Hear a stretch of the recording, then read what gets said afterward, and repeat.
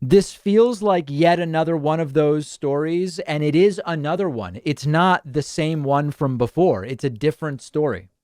There is now a Volusia County, Florida councilman who has been ridiculing Dr. Fauci, who is now hospitalized with very serious COVID. This is Fred Lowry.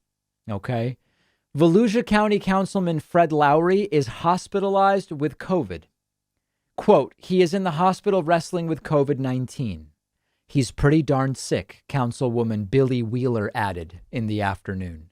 Wheeler told the News Journal that Lowry was hospitalized Monday after being treated with monoclonal antibodies last Friday. Quote, he has been sick for around 2 weeks and got the antibody treatment last Friday, went to the emergency room late last night. Brower said Lowry had double pneumonia, but added doctors were hopeful he'd come home Thursday. He had pneumonia a couple years ago. His lungs are already pretty beat. Lowry, a 67-year-old Republican, is midway through his second four-year term. He attracted controversy this summer for promoting conspiracy theories, including some about the coronavirus pandemic, in a sermon at Deltona Lakes Baptist Church. Politics and religion very intertwined in Volusia County. We did not have a pandemic, folks. We were lied to, Lowry said on May 30th. He referred to Dr. Fauci as Dr. Falsey. I did not mispronounce that, he said. That's the way I wanted to say it. He labeled Fauci a liar and a pervert. He also took issue with, by the way, pervert. Is that even being alleged?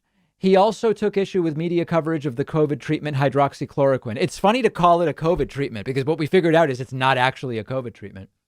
And media coverage of the theory that coronavirus originated in a Wuhan lab. Lowry missed last week's special meeting. He last attended a meeting on August 17th. Whoop, and we just lost the article. It's back. Lowry last preached in a sermon live streamed August 29. Pastor Bill Hicks gave the sermon Sunday, acknowledging Lowry and many other churchgoers were absent, then turning to the subject of the pandemic. Some of you may have been told masks are mandatory. They are not. We're trying to take precautions as best as possible, but that was misinformation. You know, this is further proof that not believing in something doesn't mean it doesn't have an effect on you. You can not believe in gravity and you will still be bound by the effects of gravity on Earth, period. And this sort of reminds me a little bit, actually, of this is a nice historical note. This reminds me of the story of Ignaz Semmelweis. Semmelweis was a Hungarian doctor, and he was kind of like an early pioneer of antiseptic procedures on the basis of starting to understand the germ theory. There's these invisible things that we can get rid of with antiseptic practices and cleaning. And lots of people at the time just slammed him. They couldn't accept at the time when Semmelweis would say, washing, hygiene, these things will save lives in medical settings. A lot of people didn't want to accept that at the time.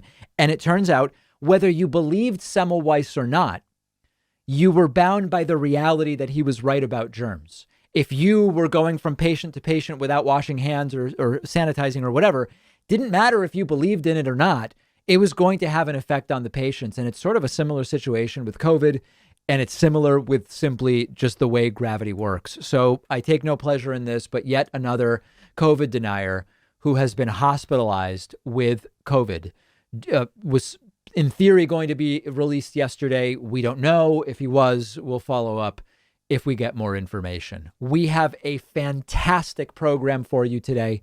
Let me know what you would like covered next week by sending me a tweet at dpacman. You're following me on Twitter, right?